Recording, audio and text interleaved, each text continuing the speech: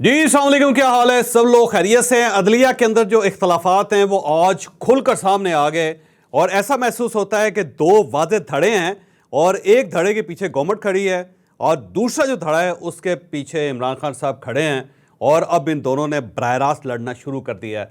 ये बात किस हद तक दुरुस्त है ये हम आपको आज पूरी तफसील के साथ बताएंगे।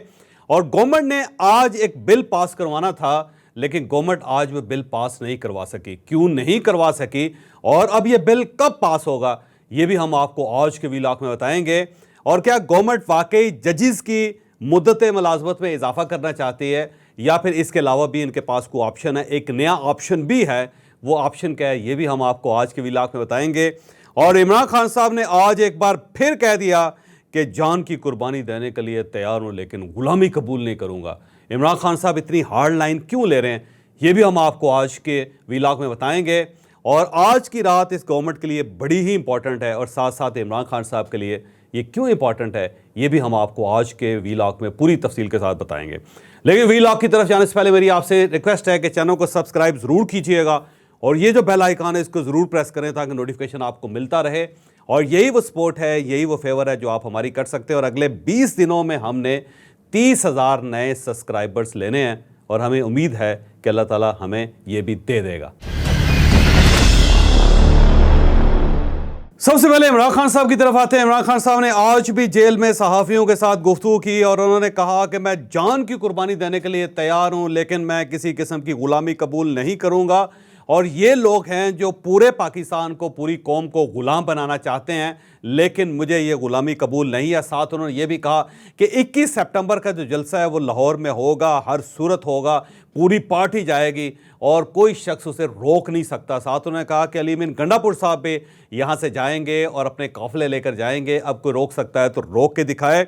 साथ उन्होंने ये कहा कि ये काजी फायज ईसा को लाने के लिए सरतोड़ कोशिशें कर रहे हैं लेकिन हम इसके रास्ते में रुकावट बनेंगे और अगर ये काजी फायज ईसा साहब को लेकर आए या उनकी मुद्दत मुलाजमत में इन्होंने इजाफा किया तो हम पूरे पाकिस्तान के अंदर तहरीक चलाएंगे। ये इमरान खान साहब ने बाकायदा धमकी दी है। और साथ उनसे सहाफ़ियों ने कुछ सवाल भी किए। एक सहाफ़ी ने सवाल किया कि जनाब आपके दौर में राना सनाउल्लाह साहब के ऊपर हेरोइन का केस बना था और आज आपको बहुत ज़्यादा एतराज़ हो रहा है कि गवर्नमेंट क्या कर रही है। तो उस पर उन्होंने कहा जी कि वो केस हमने नहीं बनाया था, वो केस ANF ने बनाया था और ANF के जो सरबराह थे वो मेजर जनरल थे और हमने उसके बाद बुला के उनसे पूछा था और उसने कहा था ये केस बिल्कुल 100% जेन्युइन है। इमरान खान साहब ये बाकायदा झूठ बोल रहे हैं, गलत बयानी कर रहे हैं क्योंकि इस तरह नहीं हुआ था। इससे पहले अगर आपको मज़ीद तफसील चाहिए तो आप फैसल वाडा साहब को बुला के पूछ लें, फवाद चौधरी साहब को बुला के पूछ लें और श्री मज़ारी साहबा को भी बुला के पूछ लें क्योंकि उनके पास एक नई कहानी है, अलग कहानी है। उन्होंने कहा जी उससे पहले हमें ब्रीफिंग दी गई थी कैबिनेट पे और हमने मना किया था कि ये नहीं हो सकता, इस तरह ना करें। और पहले FIA को कहा गया था कि वो केस बनाए लेकिन FIA ने इनकार कर दिया और उसके बाद फिर ये अफवाज पाकिस्तान को इंगेज किया गया था और ANF को इंगेज किया और उसने ये केस बनाया। और ये केस जो था ये इमरान खान साहब के कहने पे बनाया गया था क्योंकि इमरान खान साहब ने इससे पहले बाकायदा धमकी लगाई थी और इस धमकी का नतीजा था। ये नहीं कहा जा सकता कि फ़ौज ने केस बना दिया और उसके बाद इमरान खान साहब के गले डाल दिया, बल्कि इमरान खान साहब के कहने पे ये बना था और उस पर जनरल फैज़ हमीद साहब बाकायदा इन्वॉल्व थे। जनरल फैज़ हमीद साहब ने इमरान खान साहब की इंस्ट्रक्शन में एक केस बनाया था और अब जब उनके खिलाफ कोर्ट मार्शल होगा और जब उसकी तफसीलात सामने आएंगी तो उसके अंदर ये केस भी होगा कि इन्होंने अपने इख्तियारात इस्तेमाल करके एक दूसरे इदारे के सरबराह को बुला के कहा था कि आपने राना सनाउल्लाह के ऊपर 21 किलो हेरोइन डाल ली है। तो ये भी केस है जिसमें जनरल फैज़ हमीद साहब को आने वाले दिनों में बहुत सारे सवालों का जवाब देना पड़ेगा। फिर एक सहाफ़ी ने कहा कि आपके दौर में तो पार्लियामेंट लाजिस के अंदर पुलिस दाखिल हुई थी और उसने JUI के लोगों को गिरफ्तार किया था, तो आज आपको पार्लियामेंट हाउस की बड़ी फिक्र है। तो इस पर इमरान खान साहब का ये कहना था कि पार्लियामेंट लाजिस का तो मुझे नहीं पता लेकिन पार्लियामेंट हाउस में आज तक पुलिस जो है वो दाखिल नहीं हो सकी और उसने कभी किसी MNA को इस तरह गिरफ्तार नहीं किया। तो अब इमरान खान साहब को क्योंकि याद नहीं है कि पार्लियामेंट लाजिस में क्या हुआ था तो मैं याद करवा देता हूं कि उस वक्त JUI के वहाँ पे MNAs थे, पुलिस वहाँ पे गई, उन्होंने उनके लाजिस खोले और उनको बाकायदा घसीट के वो बाहर लेके आए, गाड़ियों में डाल के वो ले गए थे। और उसमें 2 MNAs ऐसे भी थे कि जिनकी पगड़ियाँ बाकायदा नीचे गिर गई थी लेकिन पुलिस ने उनको पगड़ियाँ उठाने का मौका भी नहीं दिया था। और अगर वो फुटेज आप देखें तो आपको बाकायदा शर्म आ जाती है कि किस तरह पार्लियामेंटेरियंस के साथ ये सलूक हुआ था, और वो सारा सलूक भी इमरान खान साहब के कहने पे हुआ था। और शेख रशीद साहब उस वक्त वज़ीर दाखिला थे और ये पुलिस उनके अंडर थे। तो शेख रशीद साहब से पूछना चाहिए, फिर वज़ीर आज़म साहब से पूछना चाहिए, और फिर जनरल फैज़ हमीद साहब से पूछना चाहिए कि उस वक्त अगर पार्लियामेंट लाजिज़ की इज़्ज़त नहीं थी तो आज फिर पार्लियामेंट हाउस की क्या इज़्ज़त हो सकती है। 21 अगस्त को इमरान खान साहब जलसा लाहौर में करना चाहते हैं। मेरी इतलात के मुताबिक पंजाब गवर्नमेंट ने पूरी तैयारी कर ली है। वो इमरान खान साहब को ये या पाकिस्तान तहरीक इंसाफ को ये जलसा करने नहीं देंगे। इस साइड से बड़ी कोशिश की जाएगी, लेकिन गवर्नमेंट ने साफ इनकार कर दिया और गवर्नमेंट इसके लिए बिल्कुल रजामंद नहीं होगी। ख्वाह इमरान खान साहब को इस्लामाबाद हाई कोर्ट से या लाहौर हाई कोर्ट से इजाज़त ही क्यों ना मिल जाए। तो आने वाले दिनों में आप देखिएगा कि लाहौर बैटलफील्ड बनेगा।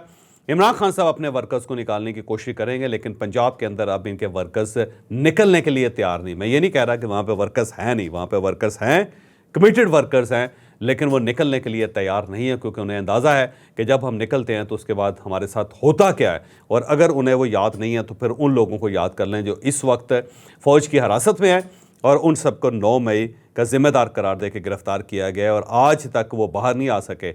बड़ी कोशिश की है लाहौर हाई कोर्ट ने भी, इस्लामाबाद हाई कोर्ट ने भी, सुप्रीम कोर्ट ऑफ पाकिस्तान के फैसले भी हैं, लेकिन इसके बावजूद भी वो बाहर नहीं आ सके।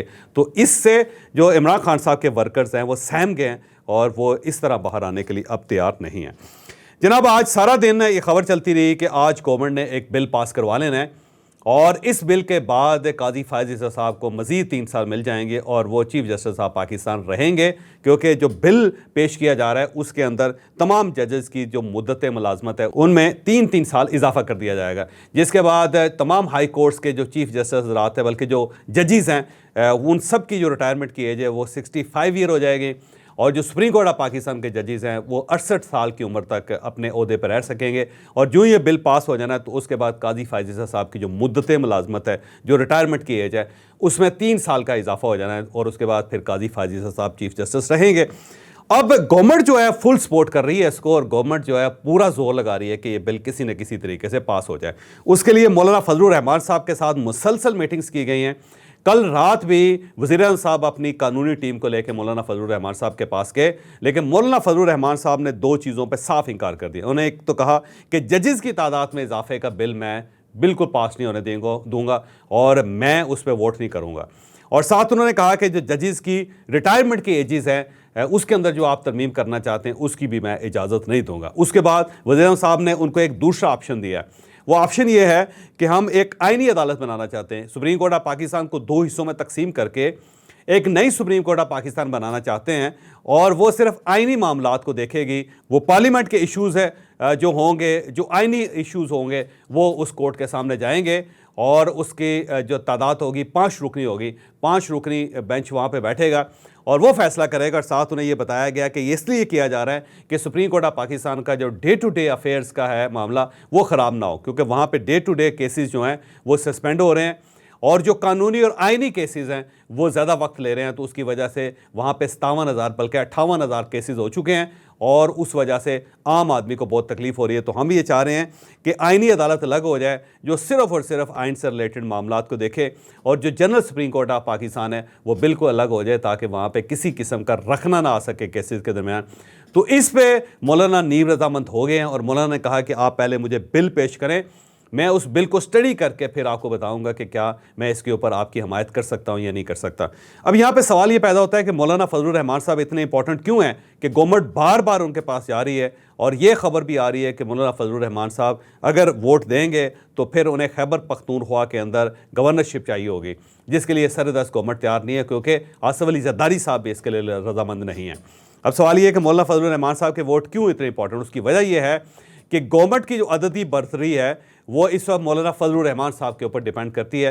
मौलाना फजलुर रहमान साहब के 8 वोट्स हैं कौमी असम्बली में, और वो 8 वोट अगर कौमी असम्बली के मिल जाते हैं गवर्नमेंट को तो फिर 5 वोट्स की कमी रह जाएगी, और 5 वोट्स की जो कमी है उसको पूरा करने के लिए गवर्नमेंट ने एक फार्मूला बनाया हुआ है। वो फार्मूला मैं आगे चल के आपको बताऊँगा। और साथ साथ सेनेट के अंदर भी मौलाना फजलुर रहमान साहब के 5 अरकान हैं, वो 5 अरकान भी अगर गवर्नमेंट को मिल जाते हैं तो सेनेट के अंदर भी ये बिल पास हो सकता है। और अगर मौलाना फजलुर रहमान साहब नहीं वोट देंगे तो सेनेट के अंदर भी ये बिल पास नहीं हो सकेगा, कौमी असम्बली के अंदर भी बिल पास नहीं हो सकेगा। अब गवर्नमेंट ने एक काउंटर स्ट्रेटजी बनाई थी, और वो काउंटर स्ट्रैटेजी ये है कि इलेक्शन कमीशन ऑफ पाकिस्तान ने 41 अरकान जो पाकिस्तान तहरीक इंसाफ के हैं, जो पहले सुन्नी इत्तेहाद कौंसिल में थे, उनका मामला रोका हुआ था और सुप्रीम कोर्ट ऑफ पाकिस्तान के अंदर एक नज़रसानी दरख्वास्त दायर की हुई थी कि ये जो 41 अरकान हैं, इन्होंने जब इलेक्शन लड़ा था तो उन्होंने पाकिस्तान तहरीक इंसाफ का फॉर्म या उनकी अंडरटेकिंग जमा नहीं करवाई थी, ना ही पाकिस्तान तहरीक इंसाफ की तरफ से इनकी रिकमेंडेशंस आई थी। और जब रिकमेंडेशन नहीं आई तो अब ये आज़ाद हैं और रिकमेंडेशंस के लिए और इनको पाकिस्तान तहरीक इंसाफ का वर्कर या इनका वोटर या फिर इनका उम्मीदवार तस्लीम करने के लिए हमें पार्टी की तरफ से एक लेटर चाहिए, लेकिन पार्टी का स्ट्रक्चर मौजूद नहीं है क्योंकि हमने तो उनके स्ट्रक्चर को तस्लीम ही नहीं किया था। लिहाजा अब कोई ख़त या कोई लेटर इसके साथ नहीं लग सकता, इसलिए ये 45 अरकान जो ये आज़ाद हैं। और साथ वजाहत मांगी थी सुप्रीम कोर्ट ऑफ पाकिस्तान से कि हमें जो ये कानूनी और आइनी इशू पैदा हो गया उसमें हमें कोई मदद करे हमारी कि हम इसको कैसे सॉल्व कर सकते हैं। तो आज उसका एक अजीब हल निकला कि फुल कोर्ट के वो 8 जजेस जिन्होंने पाकिस्तान तहरीक इंसाफ को एज ए पार्टी तस्लीम किया था, जिन्होंने ये डायरेक्शन दी थी इलेक्शन कमीशन को कि जनाब इन सब को पाकिस्तान तहरीक इंसाफ का उम्मीदवार समझा जाए और इनको 15 दिन दिए गए थे, तो उन 8 जजेस ने वजाहत कर दी कि हमारा फ़ैसला बिल्कुल क्लियर है और ये जो 41 लोग हैं इसके लिए किसी लेटर की आपको ज़रूरत नहीं है, और अगर ज़रूरत है तो आप फिर उमर अयूब साहब का लेटर लें और गौर खान साहब का लेटर लें और इन्हें पाकिस्तान तहरीक इंसाफ का उम्मीदवार समझा जाए, इन्हें पाकिस्तान तहरीक इंसाफ का MNA समझा जाए। और साथ ये भी लिखा कि अगर इस फैसले की तौहीन होगी या वायलेशन होगी तो फिर जो शख्स ये काम करेगा उसे सज़ा भुगतनी पड़ेगी, उसे फिर इसके नताइज भुगतना पड़ेंगे। तो अचानक ये फ़ैसला आ गया क्योंकि एक तो हफ्ते के दिन ये वजाहत आई, और ये वजाहत इसलिए बड़ी थोड़ी सी डिफरेंट है कि अभी तक तफसीली फ़ैसला नहीं आया। तो जब अदालत का तफसीली फ़ैसला नहीं आया तो वजाहत तो उसके बाद आनी चाहिए थी, लेकिन वजाहत उससे पहले आ गई। और ये चीज़ साबित करती है कि बुनियादी तौर पर सुप्रीम कोर्ट ऑफ पाकिस्तान के अंदर ठीक ठाक किस्म की डिवीज़न है। और काजी फ़ायज़ ईसा साहब जो हैं वो चीफ़ जस्टिस ऑफ पाकिस्तान ज़ाहिर 3 साल रहेंगे अगर गवर्नमेंट अपना बिल पास करवा लेती है। और जो दूसरे 8 जजेस हैं वो नहीं चाहते कि काजी फ़ायज़ ईसा साहब जो है इस तरह कंटिन्यू करें या गवर्नमेंट का बिल पास हो, क्योंकि गवर्नमेंट ने जो एक सेकंड ऑप्शन रखा हुआ था वो सेकंड ऑप्शन ये था कि ये जो 41 MNAs हैं जिनका ताल्लुक सुन्नी इत्तेहाद कौंसिल के साथ है या फिर आज़ाद अरकान है, इनमें से कुछ लोगों को तोड़ के जो 13 के करीब बनते हैं उनसे वोट डलवा लिया जाए और उसके बाद ये जो आइनी तरमीम है उसे मंजूर करवा लिया जाए। सेम इसी तरह सेनेट के अंदर भी कुछ ऐसे लोग हैं जिनका वोट तोड़ के वो शामिल करवा लें और शामिल करवा के वहाँ से भी इस बिल को पास करवा लें। तो गवर्नमेंट के पास 2 ऑप्शन है, मौलाना फजलुर रहमान साहब को राज़ी करना और फिर भी अगर वोट कम हो जाएं तो वो इधर से सुन्नी इत्तेहाद कौंसिल के वोट लेके मामला पूरा करके वोट्स पूरे करके तो फौरी तौर पे इस कानून को पास करवा लिया जाए। और अब ज़ाहिर है इसीलिए ज़रा जल्दी की जा रही थी क्योंकि ये 2 छुट्टियाँ हैं, सैटरडे और संडे है, और मंडे को ज़ाहिर है फिर ये जो वजाहत सुप्रीम कोर्ट ऑफ पाकिस्तान ने की है वो तहरीरी तौर पे इलेक्शन कमीशन को मिल जाएगी और उसके बाद फिर इलेक्शन कमीशन के लिए उसके ऊपर अमल करना लाजम हो जाएगा। तो अभी सिर्फ एक दिन है हुकूमत के पास, तो हुकूमत इसे फौरी तौर पर पास करवाना चाहती है। आज ये बिल 2 वजूहात से पास नहीं हो सका। एक तो मौलाना फजलुर रहमान साहब राज़ी नहीं हुए, दूसरा अचानक ये सुप्रीम कोर्ट ऑफ पाकिस्तान के 8 जजेस की वजाहत आ गई। उसके लिए अब ज़ाहिर है गवर्नमेंट को सोचने के लिए टाइम चाहिए कि अब इसका क्या हल निकालना है। और दूसरी अहम चीज़ ये है कि हमजा शहबाज साहब पाकिस्तान से बाहर थे, वो शायद पेरिस के अंदर हैं, और मौलाना अब्दुल गफूर हैदरी साहब चाइना के अंदर हैं। तो गवर्नमेंट इन दोनों का इंतज़ार भी करना चाह रही है क्योंकि दोनों रास्ते में हैं और सुबह तक ये भी कौमी असम्बली में और सेनेट में पहुंच जाएंगे। तो इसके बाद गवर्नमेंट के लिए थोड़ी सी सहूलत हो जाएगी और इस दौरान मौलाना फजलुर रहमान साहब को राज़ी करने की कोशिश भी की जाएगी। तो आज की रात बहुत इंपॉर्टेंट है क्योंकि आज की रात ने फैसला करना है गवर्नमेंट का भी और अपोजिशन का भी। अगर गवर्नमेंट ये बिल पास करवाने में कामयाब हो जाती है तो फिर काजी फ़ायज़ ईसा साहब को 3 साल मिल जाएंगे, और अगर उन्हें 3 साल मिल गए तो उसके बाद आप खुद अंदाज़ा लगाते हैं कि गवर्नमेंट को रिलीफ मिल जाएगा, गवर्नमेंट को सपोर्ट मिल जाएगी। और अगर ये बिल पास नहीं करवा पाती गवर्नमेंट तो फिर काजी फ़ायज़ ईसा साहब फ़ारिग हो जाएंगे और इनकी जगह फिर जस्टिस मंसूर अली शाह साहब आ जाएंगे। और जो साथी जजेस हैं जस्टिस मंसूर अली शाह साहब के, वो चाहते हैं कि काजी फ़ायज़ ईसा साहब इस बिल का फ़ायदा ना उठा सकें और जस्टिस मंसूर अली शाह साहब जो हैं वो नए चीफ़ जस्टिस ऑफ पाकिस्तान बन जाएँ। तो ये एक डिवीज़न है गवर्नमेंट की तरफ से और दूसरा अदलिया के अंदर भी, और वो आज साफ पता चल गया पूरी कौम को कि एक साइड से ज़ोर लगाया जा रहा है, दूसरी साइड से उसको रोका जा रहा है। अब यहाँ पे इशू ये है कि इमरान खान साहब भी चाहते हैं कि काजी फायज़ ईसा साहब जो हैं वो एक्सटेंड ना कर सकें। तो इमरान खान साहब इससे पहले चाहते थे कि काजी फायज़ ईसा साहब चीफ जस्टिस ना बन सकें, लेकिन इसके बावजूद काजी फायज़ ईसा साहब चीफ जस्टिस बने। और अब इमरान खान साहब ये चाहते हैं कि उनकी जो मुद्दत मुलाजमत है उसमें इजाफा ना हो। मुझे वैसे उम्मीद है कि इमरान खान साहब की ये ख्वाहिश भी पूरी नहीं हो सकेगी। गवर्नमेंट आज की रात कुछ ना कुछ कर लेगी, और ये जो कुछ ना कुछ हो जाएगा तो इसका फ़ायदा फिर कल गवर्नमेंट को हो जाएगा। और अगर ये सब कुछ नहीं होता तब भी मौलाना फजलुर रहमान साहब एक चीज़ के लिए राज़ी हैं, और वो है आईनी अदालत। और अगर नई आईनी अदालत बन जाती है, नई सुप्रीम कोर्ट ऑफ पाकिस्तान बन जाती है, तो वो 5 रुकनी सुप्रीम कोर्ट ऑफ पाकिस्तान होगी। तो ये सारे इश्यूज़ जो आईनी है, कानूनी है, ये सारे के सारे उसके पास शिफ्ट हो जाएंगे, और उसमें गवर्नमेंट ऑफ पाकिस्तान के अपने जजेस शामिल होंगे। लिहाजा वहाँ से फिर इमरान खान साहब को रिलीफ मिलना इतना आसान काम नहीं होगा। और इस साइड से अगर जस्टिस मंसूर अली शाह साहब चीफ जस्टिस बन भी जाते हैं तो तब भी क्या होगा, तब भी ये सारे मामला जो है उनके हाथ से निकल जाएगा। वो आईनी और कानूनी मामलात के अंदर जो है, या जो कॉन्स्टिट्यूशन ऑफ पाकिस्तान है उससे रिलेटेड कोई फैसला नहीं कर सकेंगे, वो अदालत ही डिफरेंट हो जाएगी। और ये भी ऐन मुमकिन है कि गवर्नमेंट जो है, ये जो आईनी और कानूनी अदालत है जिसके अंदर पार्लियामेंट के इश्यूज़ डिस्कस होंगे, हो सकता है काजी फायज़ ईसा साहब को एक्सटेंशन दे के 3 साल की, उन्हें इसके लिए चीफ जस्टिस ऑफ पाकिस्तान बना दिया जाए। और अगर वो चीफ जस्टिस इसमें बन गए तब भी इमरान खान साहब फंस जाएंगे। तो आज की रात बड़ी इंपॉर्टेंट है, ये रात फैसला करेगी इमरान खान साहब का और इस गवर्नमेंट का।